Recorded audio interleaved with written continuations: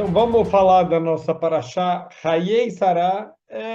O nome da paraxá já chama muito atenção para a gente refletir um pouquinho, e esse fenômeno vai acontecer duas vezes na Torá, que duas parashiot que chamam vida, elas falam justamente do falecimento dos nossos patriarcas e matriarcas. Paraxá Hayei Sará, literalmente a vida de Sará, fala sobre o falecimento de Sará, e a Paraxá Vayeri, que literalmente significa e viveu, fala do falecimento do nosso patriarca Yaakov.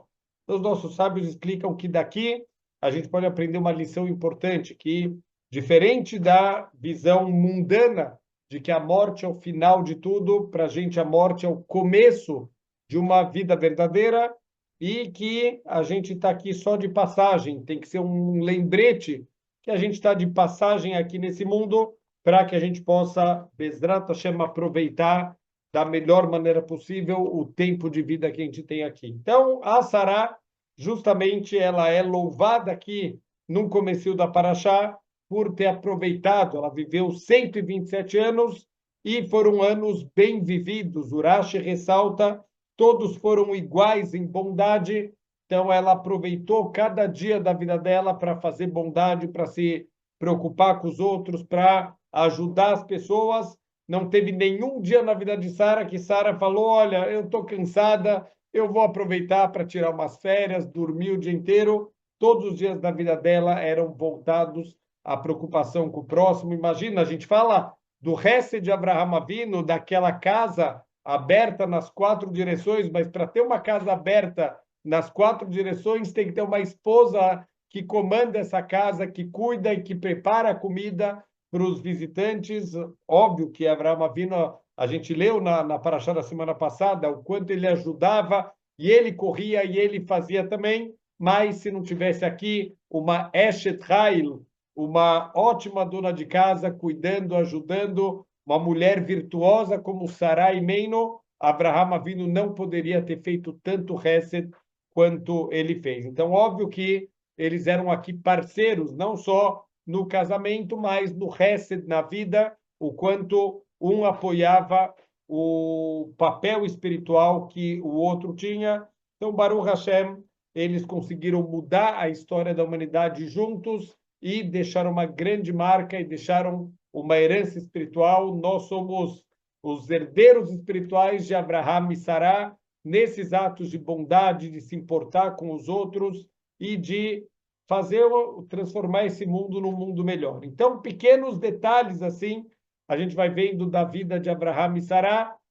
Por mais que Abraham ele passou por grandes testes, talvez a maior contribuição dele não foram nesses grandes testes, e sim no dia a dia, no cotidiano, o que ele transmitiu para os seus futuros descendentes, como se comportar. E é verdade que tem aqui um detalhe muito importante, muito bonito da nossa paraxá, porque a paraxá, por um lado, começa falando do falecimento de Sará, só que logo depois, Baruch Hashem, a gente vai começar a falar de uma grande alegria, que é o casamento do Yitzhak Avinu, Abraham Avinu, quando ele foi fazer a Keidat Yitzhak, o sacrifício do filho dele.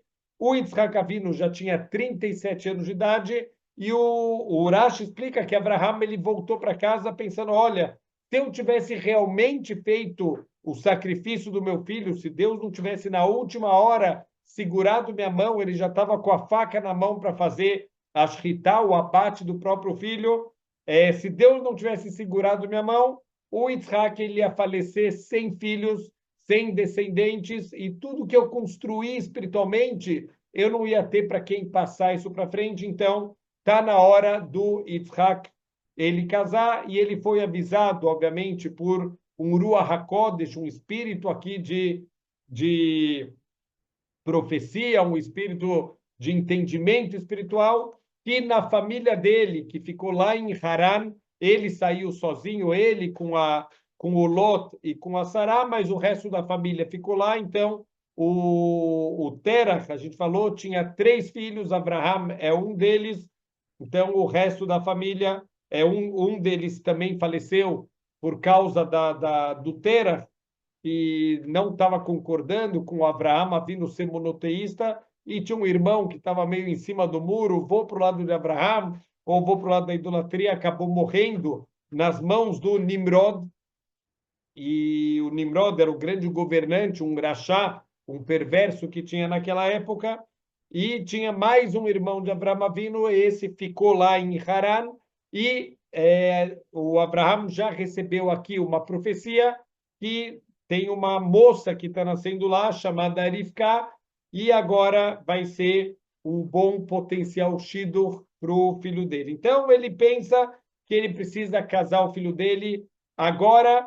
O que está acontecendo aqui? O Yitzhak já está com 40 anos e finalmente Abraham ele vai depois, né? O comecinho da Parashá é sobre a morte de Sarai e o enterro dela, e depois disso vai começar a falar dos preparativos e os esforços de Abraham Avinu para o casamento do Yitzhak. Então, o Yitzhak Avinu, teoricamente, deveria procurar sozinho a sua metade, procurar sozinho com quem ele vai casar, como a gente viu com Yaakov Avinu, na verdade, como a gente vai ver com Yaakov Avinu. Yaakov, quando chegar o momento que ele vai casar, ele vai procurar, ele vai para a casa do tio dele, Lavan, e ele vai sozinho procurar uma esposa, e ele vai voltar, na verdade, para casa com 4 esposas, não só com uma, ele vai voltar com 4 esposas. Por que que o Yitzhak, ele não foi pessoalmente para Haran para procurar uma esposa? No momento que o Yitzhak ele foi elevado sobre o altar, ele ganhou o status de um korban. Ele virou realmente, por mais que o sacrifício não aconteceu, mas ele teve aqui uma elevação espiritual e ele não pode mais sair da terra de Israel. A terra de Israel tem uma santidade tão grande e ele tem um status de um korban de Hashem, um sacrifício de Deus. Ele não pode sair da terra de Israel. A gente vai ver também lá para frente, quando tem a fome em Eretz Israel, ele vai passar por testes muito parecidos com os testes de Abraham Avinu. Então, o Yitzhak, ele é impedido por Deus, ele também queria ir lá para o Egito, seguir os caminhos do pai, quando teve a fome em Israel, Abraham foi para o Egito, Deus não vai deixar o Yitzhak ir para o Egito, ele não pode sair da terra de Israel. Então, agora o Abraham, ele já estava com idade, ele também não pode empreender uma viagem dessa, uma viagem longa, uma viagem muito perigosa. Então, ele vai chamar o Eliezer, o seu servo fiel. O Eliezer era o seu Rosh Yeshiva, era um grande tzadik, uma pessoa com muito estudo, com muito temor a Deus. A gente vai ver um pouquinho aqui da vida do Eliezer, coisas incríveis que a gente pode aprender desse servo de Abraham Avinu, que ele foi se moldando justamente através da convivência com Abraham Avinu. A gente está perto de tzadikim, a gente pode aprender muito e pode crescer muito. Então, o Eliezer, ele era um talmid, ele era um aluno de Abraham Avinu, e o próprio Rashi fala que essa paraxá, ela tem poucos assuntos. Por quê? Porque ela se alonga muito na história do Eliezer saindo da casa de Abraham Avinu para ir procurar uma esposa para o Yitzhak Avinu. Acontecem vários milagres, várias coisas no caminho, e depois tem toda a repetição. Quando ele finalmente encontra Rivka, a gente vê que a paraxá começa a contar ele repetindo para a família de Rivka tudo que tinha acontecido desde que ele saiu de casa, começou a falar sobre Abraham Avinu, e o Rashi, ele chama a atenção, falou, olha, para que essa... A gente sabe que a Torá, ela é tão curta, ela é tão direta nas coisas, a Torá não se alonga muito, ela é extremamente compacta, e de repente, aqui quando está falando do Eliezer, a Torá se alonga, e ele repete toda a história, reconta toda a história, o que está acontecendo aqui. Então, o Rashi fala que a conversa do escravo dos patriarcas, ele é mais querido para Hashem até mesmo do que as conversas dos futuros descendentes. E um dos principais motivos é que, obviamente, essa convivência com os patriarcas transformou essas pessoas em pessoas melhores, transformou essas pessoas em grandes tzadikim, em especial o Eliezer. Tem aqui um detalhe muito, muito importante, e a gente vai ver como na prática isso aconteceu. No momento que estava acontecendo a Keidat Yitzhak, o Abraham Avinu, ele pegou o seu filho Yitzhak, e está escrito que ele levou também os seus 2 jovens, os seus 2 rapazes, uma expressão um pouquinho diferente que a Torá traz. E ele foi também, então, junto com o Yitzhak e com essas duas outras pessoas.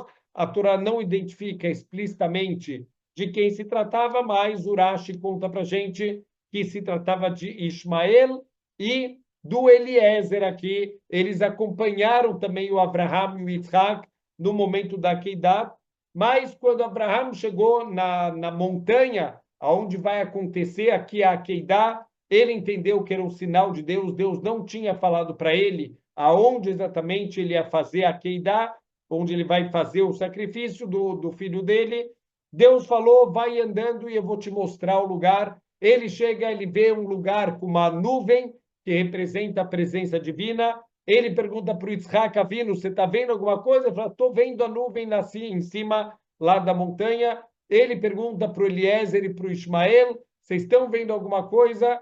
Não, não estamos vendo nada. Então ele fala, então vocês ficam aqui com o Hamor, ficam aqui com o burro, e os nossos sábios aprendem daqui algo incrível, que naquele momento o Eliezer e o Ismael, eles estavam num nível tão baixo espiritualmente que eles se comparavam espiritualmente com o nível do burro. Então vocês ficam aqui, vocês estão no nível do burro, vocês ficam aqui.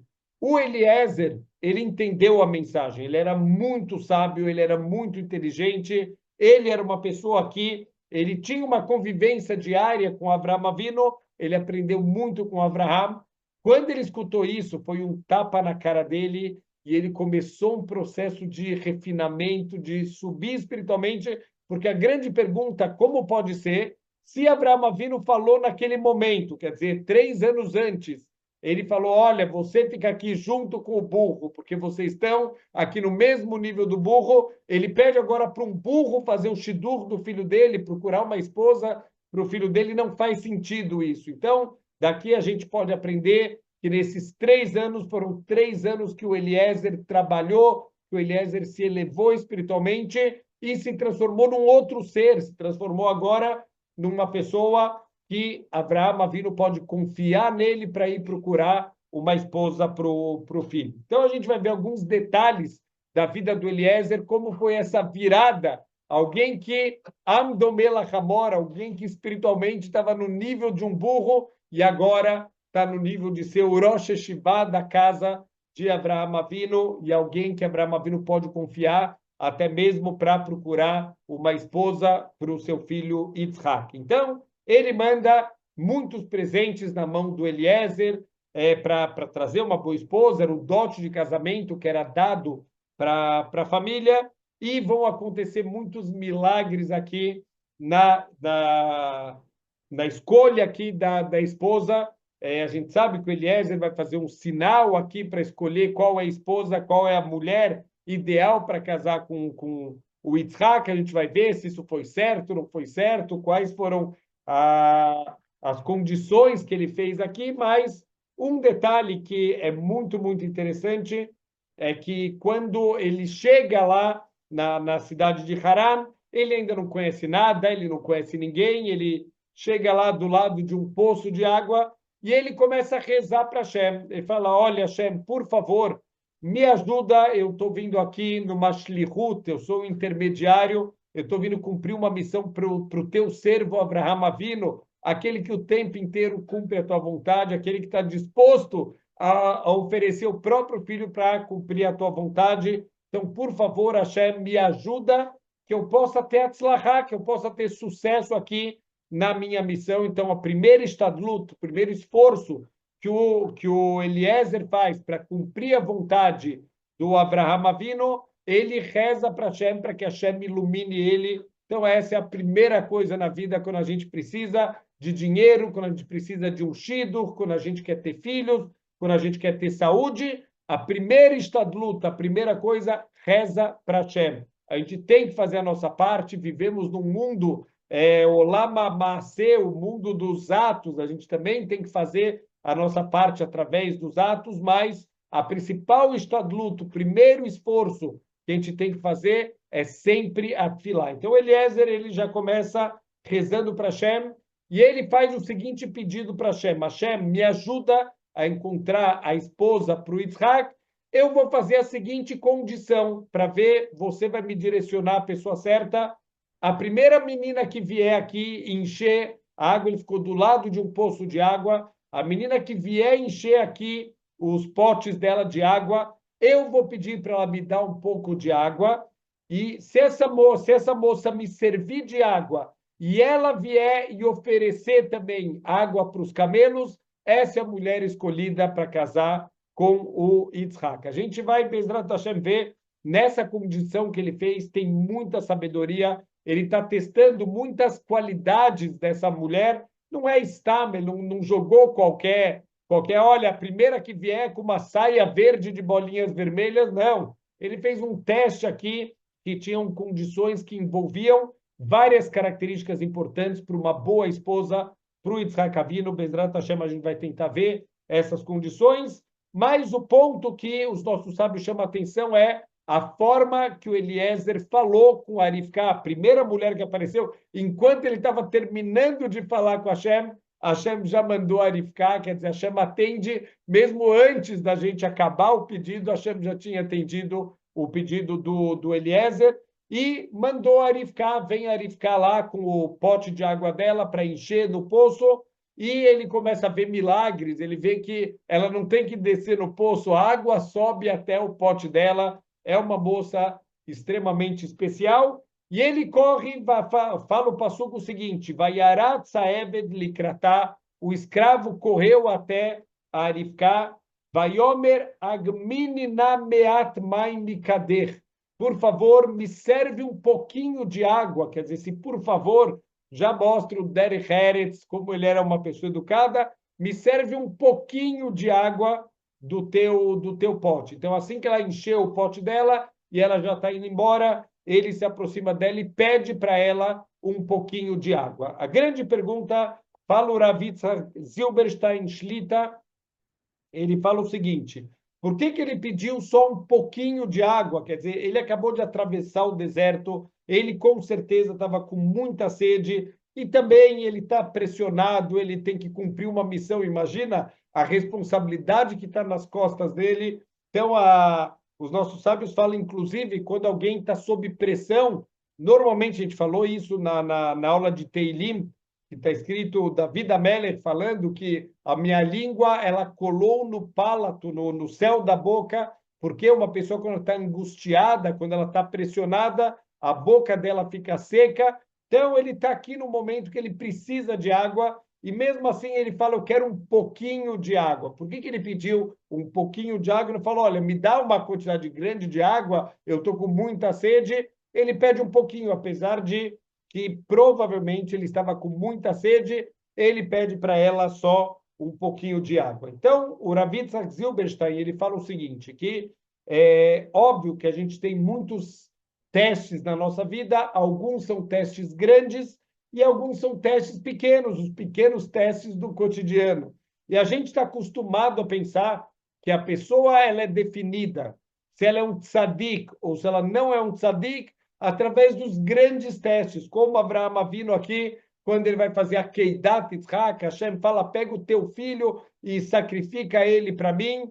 Esses são os testes da vida que mostram quem é quem, mas olha só que impressionante, fala Mishlei, fala Shlomo Amelech, no seu livro Mishlei, ele fala o seguinte, Tzadik ohel lesova nafsho, o tzadik é aquele que come só o que ele precisa para ficar saciado, o Beten Rechaim terçar, mas o estômago dos Rechaim sempre vai estar faltando. O que significa isso? Pshata Pashuta, a explicação mais simples desse passuk é que o tzadik, ele não é glutão, ele não é uma pessoa desesperada pelos prazeres do mundo material, ele come quanto? O suficiente para se sentir saciado. Olha, tem mais, dá para repetir, está gostoso. Não, eu já estou satisfeito, eu não quero mais. Não, tem sobremesa, uma bomba de chocolate com doce de leite. Não, já comi bem, está ótimo. A gente, infelizmente, quando a gente está longe disso, né? Muitas vezes a gente acabou de comer,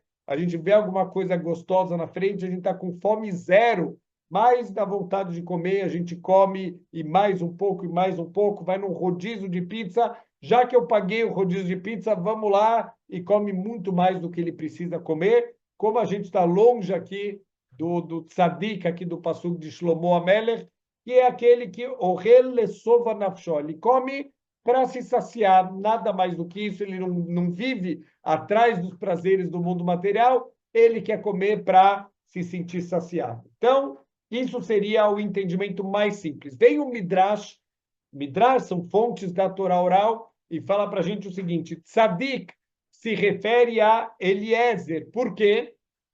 Porque ele pediu um pouco de água com derech eretz, de uma maneira educada, de uma maneira bonita, e não de uma maneira rude ou descontrolada.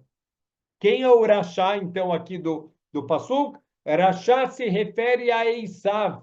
Eisav Rashá, que pediu para Yaakov a comida de uma maneira extremamente grosseira. Então, isso, Bezrat Hashem, nas futuras parashot, a gente vai ver a famosa venda da primogenitura. O Esav está voltando extremamente cansado, com muita fome, e ele vê o Yaakov, ele está cozinhando um prato de lentilhas, e ele vira para o Yaakov Avinu e fala a seguinte frase: Aliteinina minadoma domazé ki ayefa noihi.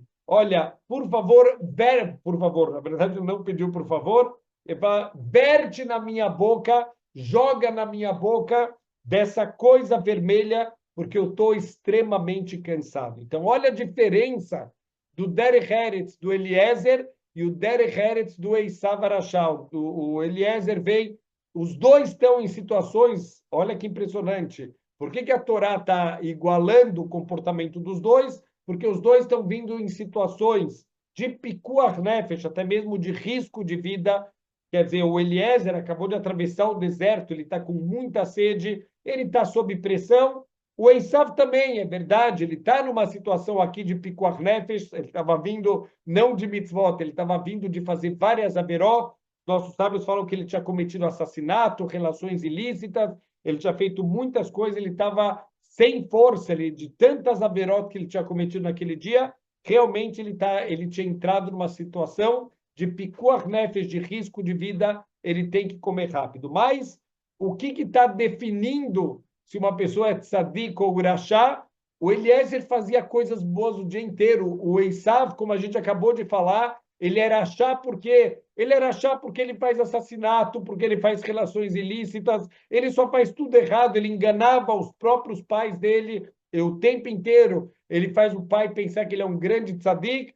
Esse é o Urachá, não faltam qualidades para ele, não faltam atos para definir o Esav como Urachá. Vem para a gente o Midrash e fala por que o Esav era Urachá, porque ele pediu, verte na minha boca dessa comida.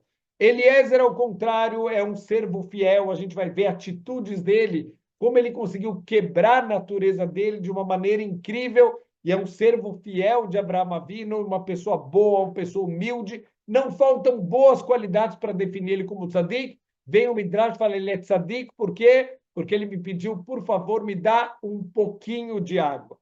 Olha que incrível, os dois estão em situações de perigo de vida, situações de estresse, situações de pressão.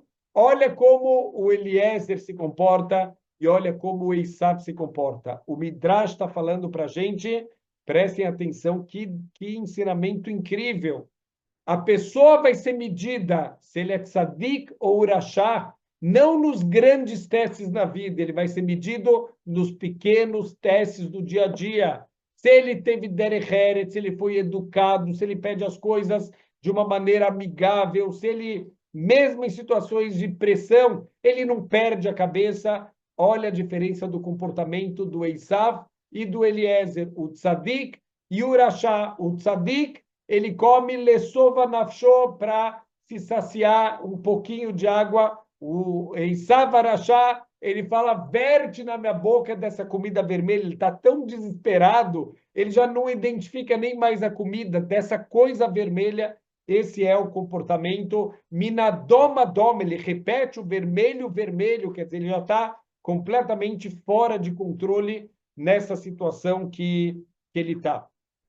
Então, a gente tem aqui uma pergunta óbvia, né? Fala o Rav Yitzhak Silberstein, a gente tem uma regra O Talmud traz para a gente o seguinte passuk: Ushmartem et chukotai vet mishpatai, vocês vão cuidar das minhas leis, dos meus estatutos, asher yaseotam adam, que as pessoas vão cumprir eles, vachai bahem, e a gente deve viver pelas mitzvot, velosh yamud bahem, fala o Talmud, não devemos morrer pelas mitzvot, com exceção das 3 transgressões mais graves, mas normalmente, se tem uma situação de pikuach nefesh, a gente pode quebrar as mitzvot, por exemplo, lolena, a pessoa está no Shabat e ela tem uma situação de risco de vida e ela precisa ir para o hospital agora, ela pega o carro dela, ela vai para o hospital, ela precisa ligar para a tzalá, ela precisa chamar ajuda, ela pega o telefone e liga. Ah, não, mas é proibido ligar no Shabat, dirigir o carro no Shabat, mas para salvar uma vida, a própria Torá, Vechai Bahem, Veloshei Amud Bahem, você deve viver e não morrer. Então, olha que impressionante.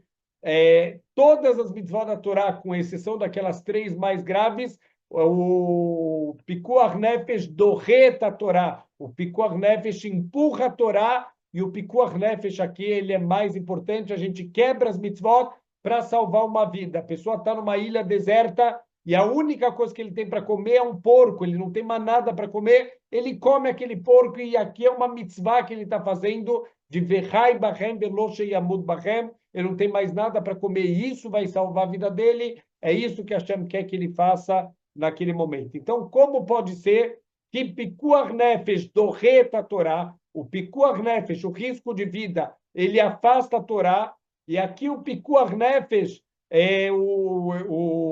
o Esav está sendo cobrado por um momento de Pikuach Nefesh. Olha que incrível, o Pikuach Nefesh dorre a Torá, quer dizer, as mitzvot, a gente passa por cima das mitzvot para um risco de vida, mas a gente não passa por cima da Torá por uma situação, a gente não passa por cima do Derech Eretz, nem numa situação de Pikuach Nefesh, tem um risco de vida, isso não te permite ser grosso com ninguém, isso não te permite falar feio com as pessoas, a gente tem que ser humano, um Ben Adam, a gente tem que se comportar de uma maneira adequada, mesmo nas situações mais extremas da nossa vida, não tem permissão da Torá da gente passar por cima do Derech Eretz, nem com Pikuach Nefesh, deixar de ser educado, deixar de ser um mensch, um Ben Adam, nem em situações de perigo de vida a gente tem essa permissão. Essa é a diferença de Esav e de Eliezer, aonde eles foram medidos, mesmo numa situação de risco de vida. O Esav é o Rashá, olha como ele se comporta, olha a falta de Derech Eretz, a falta de bons modos, e olha o Eliezer numa situação extrema, como que ele está se comportando. Então, são nesses detalhes da vida que a gente vai ser definido como alguém que que é um tzadik, ele tem Derech Eretz, ele se comporta com educação, com cuidado, com a honra dos outros. Esse é o tzadik, não são dos grandes testes da vida, e sim no teste do cotidiano que a gente passa todos os dias. Quer dizer, a gente no dia a dia, dentro de casa, fora de casa, como a gente se comporta. Tem uma história muito bonitinha que teve uma vez um homem, ele contratou um carpinteiro, e o carpinteiro chegou super atrasado na casa dele, tinha que fazer alguns móveis, e aí ele já ia dar uma bronca no cara, mas vê o cara todo sujo, o cara já chega pouco mal-humorado, ai, desculpa, o meu carro furou o pneu, e realmente ele vê o cara todo sujo de graxa, falou, não, não, tudo bem, e aí ele começa a trabalhar, e de repente a furadeira dele caríssima queima no meio do trabalho, e a serra dele quebra, e ele faz um corte na mão, e quando ele vai sair, o caminhão dele não pega. Então esse homem está num mau humor terrível, coitado, ele está bravo, ele está tudo aqueles dias que dá tudo errado, e o dono da casa fica com dó dele e fala, olha, posso te oferecer uma carona? O homem estava tenso, ele aceita, mas ele não abre a boca o caminho inteiro, ele está tão bravo, e o dono lá, o contratador, ele não quis também puxar papo, ele viu que o homem estava meio mal-humorado, e quando eles chegaram na casa, o homem falou, olha, posso te agradecer, te convidar pelo menos para entrar e tomar um café, vou pedir para minha esposa te fazer um café, e ele ainda está com a cara muito tensa, mas antes de entrar em casa, o homem vê que esse carpinteiro ele faz uma atitude muito estranha. Tinha uma árvore na frente da casa, vê que esse homem apoia as 2 mãos nessa árvore, e de repente acontece um milagre. O semblante dele muda completamente, aquela cara tensa, pesada, dá lugar a uma cara iluminada, um sorriso, e esse homem de repente entra em casa com um sorriso e ele dá um abraço na esposa, ele abraça os filhos, como vocês estão? Como foi o dia de vocês? E o dono da casa não está entendendo. O que está acontecendo? Até agora, faz 2 minutos, ele nem falou nada no carro de tão mal-humorado que ele estava. Parece uma outra pessoa. E ele aceita lá o cafezinho, ele toma o café, e o homem está acompanhando ele quando ele está indo embora, e ele não aguenta a curiosidade e falou: Olha, eu não estou entendendo. Você estava tão mal-humorado, você estava tão tenso. O que que acontece? Eu percebi que você fez uma coisa estranha, você apoiou suas mãos nessa árvore, o que que aconteceu? Ele falou: Olha, essa aqui é a árvore dos meus problemas. Falou: Como assim, a árvore dos problemas? Ele falou: Olha, eu chegava muitas vezes em casa estressado, dias horríveis que nem hoje, que dá tudo errado, que quebra as ferramentas, às vezes tinha brigas com os clientes, tinha problemas, não faltam problemas na vida, e eu trazia esses problemas para casa, e eu descarregava com a minha esposa, eu gritava com ela, e eu batia nos meus filhos por coisas pequenas que eles faziam, por bagunças normais de crianças. Por quê? Porque o problema não estava com eles, estava comigo. E num certo dia eu decidi que eles não mereciam, as pessoas que eu mais amo, eles não merecem que eu fale feio com eles, que eu brigue com eles por problemas que eu tive no trabalho, não é culpa deles. Então, o que que eu decidi? Um dia eu estava entrando em casa, eu vi aquela árvore e eu decidi que aquela vai ser a árvore dos problemas. Então, todo dia antes de entrar em casa, eu apoio a mão na árvore e eu deixo lá todos os problemas do meu dia, tudo que estragou e quebrou e eu briguei e eu tive dor de cabeça, eu deixo os problemas na árvore e eu entro em casa uma pessoa muito mais leve. Meus filhos e minha esposa não merecem que eu trate eles mal por causa dos problemas que eu tive no dia. E o homem pergunta para ele: funciona mesmo? Ele falou: olha, não só funciona, funciona melhor do que eu imaginei, porque no dia seguinte, quando eu vou sair do trabalho e eu pego de volta os problemas, eles não são nem metade dos problemas que eu deixei no dia anterior. Então, a forma como a gente vai no dia a dia, e em especial com as pessoas mais próximas, mais queridas da gente, isso que vai definir se nós somos tzadikim ou não somos tzadikim. Então, Bezrat Hashem, que a gente possa sempre tentar trabalhar para a gente poder se tornar pessoas melhores. Vamos tentar entender aqui o que, que aconteceu com o Eliezer. O Eliezer, ele, como a gente falou, ele mudou de ser humano, um ser humano que estava no nível espiritual de um burro, para um ser humano que consegue quebrar a sua própria natureza. Ele conseguiu mudar a sua natureza, talvez a convivência com Avraham Avinu, que é alguém que constantemente estava quebrando sua natureza. A essência de Avraham Avinu é a bondade. Olha os testes que Deus dá para Avraham Avinu: expulsar o filho de casa, sacrificar o próprio filho. Alguém que representa a bondade, que representa o fazer o bem para os outros, amar os outros. De repente, Hashem vira para ele e fala: pega o teu filho e sacrifica, pega o teu outro filho e expulsa ele de casa. Então, foram testes que frontalmente foram contra a essência de Avraham Avinu, e ele conseguiu quebrar a natureza para fazer a vontade de Hashem, ele conseguiu quebrar a natureza dele. Então, óbvio que com uma convivência com Avraham Avinu, o Eliezer, ele também consegue quebrar a natureza. Olha um detalhe muito impressionante, alguns detalhes, né? Quando Eliezer ele chegou lá em Aram Naharaim, uma cidade onde ele queria procurar a família de Abraão Avinu, ele para os camelos dele do lado de um poço e a primeira coisa que ele faz é tefilá. Ele faz tefilá para Hashem ajudar, mas para que ele tem que fazer tefilá? Ele já viu os milagres que Deus fez para Abraão Avinu, milagres abertos, ele já sabe que Abraão já rezou. Para que ele também tem que rezar? O que ele tem que, o que faltou espiritualmente que ele de novo tem que rezar, como se ainda não é suficiente os méritos de Abraão Avinu para que a missão dele tivesse um sucesso. Se ele estivesse fazendo para ele alguma coisa, tudo bem, mas ele está fazendo para Avraham Avinu, que ele sabe quanto Deus ama Avraham Avinu, não precisava rezar. Para que ele reza? O que ele quis ganhar com isso? Segundo ponto, ao invés de ir diretamente procurar a família de Abraham, ele para do lado do poço e ele faz um pedido estranho, ele pede para Deus um sinal. para, olha, a mulher que vim e eu pedi água e ela oferecer água para os meus camelos, esse é o sinal da pessoa certa. E ele trouxe joias, e ele dá essas joias para Arifká antes de perguntar quem é você, de que família que você é. No final das contas, quando ele pergunta de que família você é, ele descobre que ela é da família de Abraão Avinu. Mas se ela falasse que ela é de outra família, o Eliezer teria perdido essas joias, ele ia voltar para casa e Abraão ia falar: cadê as joias? Ah, então, eu dei para a mulher errada. O problema teu, me paga agora. Se você errou, foi um erro teu, Alahá, você tem que me pagar. Você me causou um dano. Quer dizer, você tinha uma missão, você cumpriu errado tua missão, você perdeu minhas joias, você está obrigado a me pagar joias novas e, com certeza, ele ia pagar essas joias porque ele era uma pessoa honesta e correta. Então, por que que ele fez isso? Deu essas joias de uma maneira precipitada. Por que que não perguntou antes quem é você, moça? De quem é tua família? Primeiro ele dá joias e depois ele pergunta quem é ela. Tudo bem, ela completou o sinal, mas pergunta quem é ela, mais um minuto, você saberia que é a pessoa certa e aí você pode dar joias.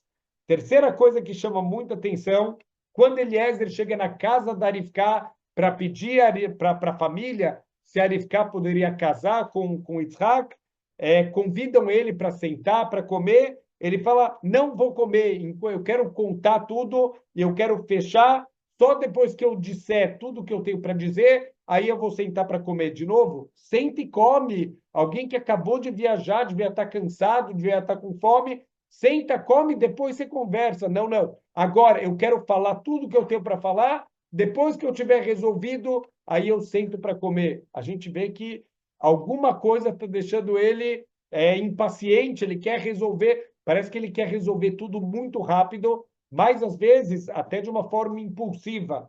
E por último, quando a família, né, da Rivka fala, olha, deixa ela ficar mais uns meses aqui, deixa mais um pouquinho, a gente ficar mais um pouco com a nossa filha.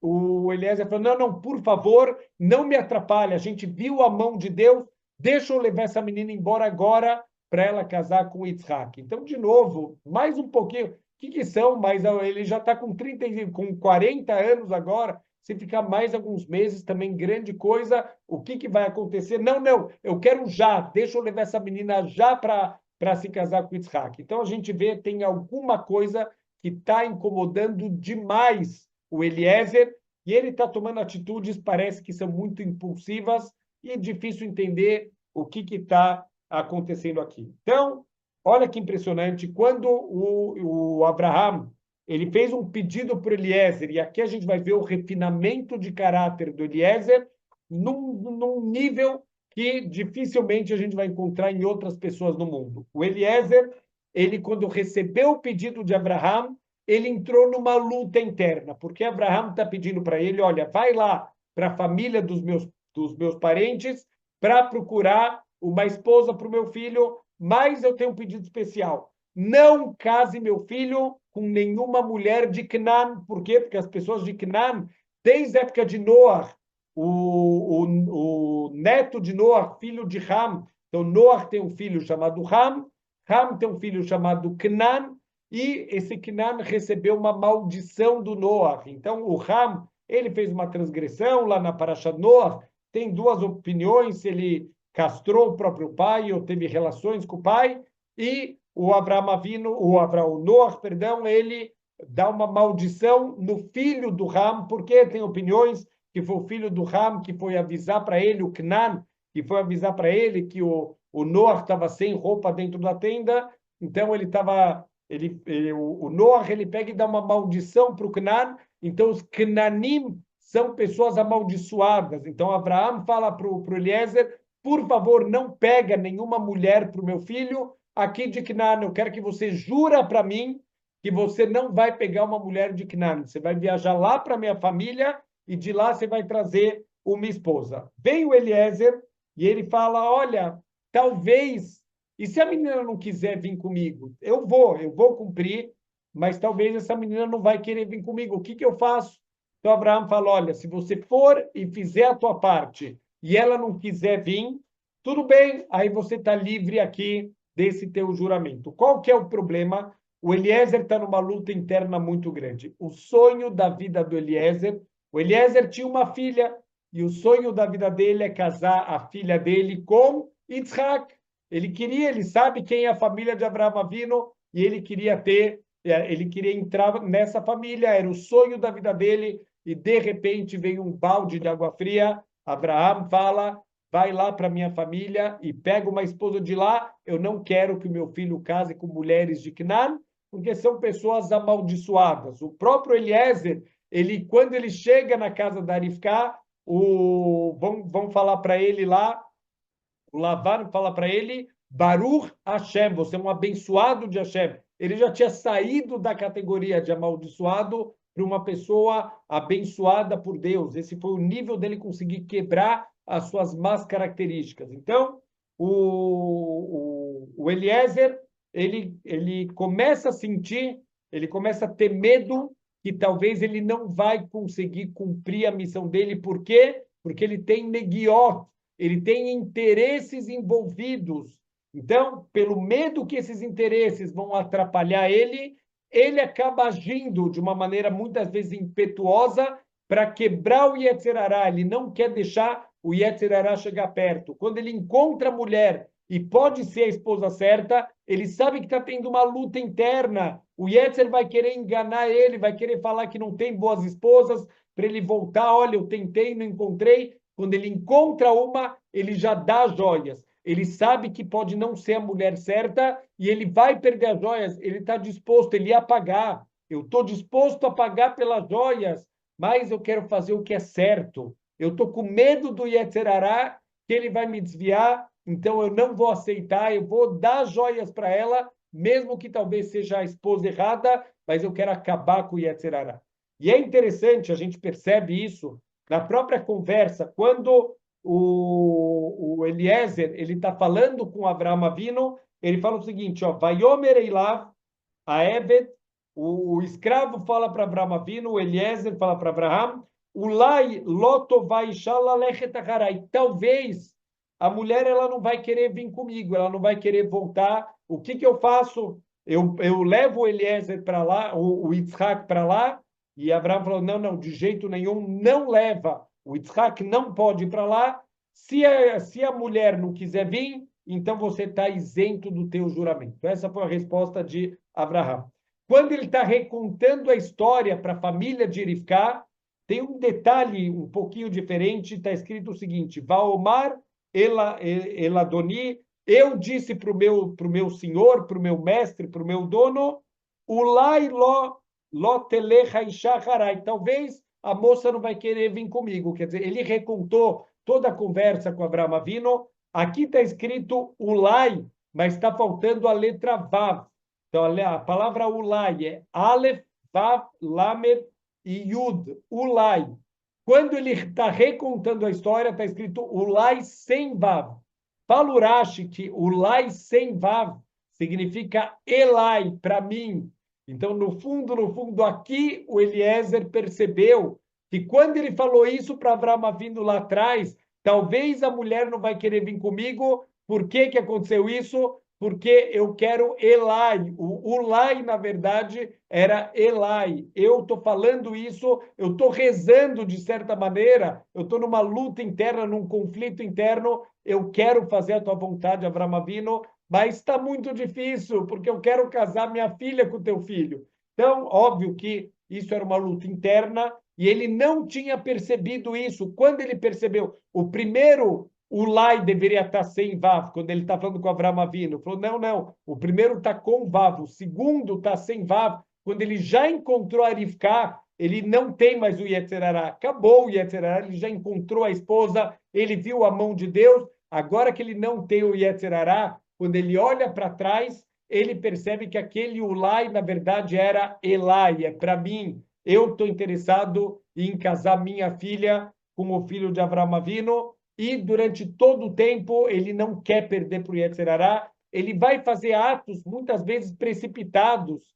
Por que isso? Porque ele quer vencer o Yetzer Hará. Está escrito que a forma como ele fez para encontrar a esposa de Yitzhak não foi correta. A Torá fala, algumas pessoas da história tem 3 ou 4 pessoas na história que também fizeram pedidos para Deus de uma maneira equivocada. 3, Deus respondeu de uma maneira boa. Quer dizer, Deus percebeu que tem aqui um Leshem Shamaim, que a pessoa está fazendo com as melhores intenções e respondeu de uma forma correta. E um deles, que é o Iftar, que é um dos últimos profetas, Deus respondeu de uma maneira muito ruim, saiu uma tragédia dele ter pedido da forma incorreta. Um dos nomes que aparece aqui justamente é o Eliezer. Não é assim que se procura Shidduchim, não é assim que você faz um sinal, a primeira... Você procura, você conversa com a mulher, você vê se é a pessoa certa, não é, você vê as características dela, você não faz um sinal para Deus, a primeira mulher que vier, podia ter sido uma mulher com todos os tipos de problema e que vai cumprir os sinais, e agora? O que o Eliezer ele ia fazer? Então, aqui Deus foi misericordioso e a primeira menina que apareceu foi Rivka e Baruch Hashem deu tudo certo, mas não foi correto a forma que ele fez. Então, por que nesse caso Deus ele respondeu da forma correta? Porque Deus percebeu a sinceridade do coração do Eliezer. Ele fez esse sinal porque ele quer cumprir a missão, ele sabe que o Yetzer está atacando ele quer vencer esse Yetzer Hará a qualquer preço, e ele está disposto a perder joias, ele está disposto a tudo para não permitir que o Yetzer Hará ele possa vencer ele. A única maneira que a gente tem de quebrar a nossa natureza tem que se trabalhar. A gente tem que ter noção do quanto o Yetzer Hará ele ataca a gente. Se alguém acha que eu já estou tzadik, que eu já estou completo, eu não tenho dificuldades na vida, é porque esse já está dominado pelo Yetzer Hará. A pessoa que tem essa consciência, que tem essa noção que o Yetzer o tempo inteiro quer fazer a gente tropeçar, e dessa maneira a gente pode sair disso se aconselhando. Fala o livro Mesilat Yesharim, que a gente pode sair do Yetzer Hará fazendo Heshbon HaNefesh, refletindo. Quer dizer, a gente tem que saber que a gente está numa luta constante contra o Yetzer Hará. Olha que incrível, certa vez o Rav Israel Salanter, Zecher Tzadik Libraha, ele estava num trem indo da cidade de Kovno para a cidade de Vilna, e ele estava viajando sozinho. Quer dizer, muitos rabanim viajavam com alunos, viajavam com uma comitiva grande. Ele estava viajando sozinho, estava meio que a paisana, assim. Ninguém sabia que se tratava de um dos maiores rabinos aqui da geração. E ele pegou um vagão especial para fumantes. Na época não se sabia dos malefícios do cigarro, e ele fumava. Então ele pegou justamente um vagão para fumantes. Então ele senta lá no vagão, ele acende o cigarro e tem um outro Yehudi que está sentado no vagão, começa a gritar com ele: apaga esse cigarro, está me atrapalhando a fumaça.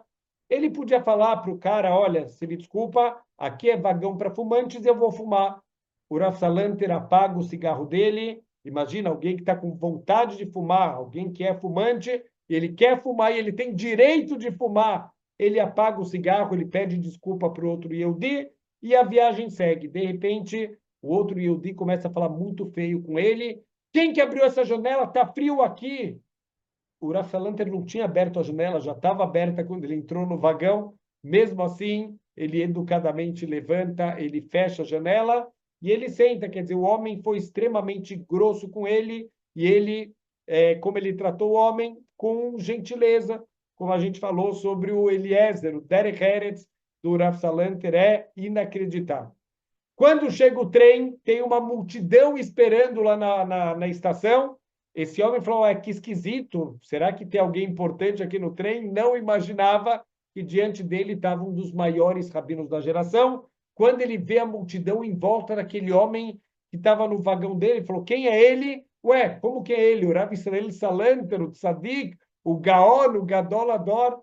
Esse homem fica desesperado, falou: meu Deus, olha como eu falei com o maior da geração. Naquela noite, ele não conseguia dormir, ele ficou mal a noite inteira. Logo cedo, ele vai na casa lá onde estava o Rav Salanter para pedir desculpa. Antes dele conseguir abrir a boca, o Rav Salanter convida ele para entrar. Por favor, senta, posso te oferecer alguma coisa? Tratando ele com uma gentileza inacreditável. Alguém que tratou mal, que foi Hutzpan, foi descarado com ele, e ele tratou e ele conversou com o homem: o que você está fazendo aqui?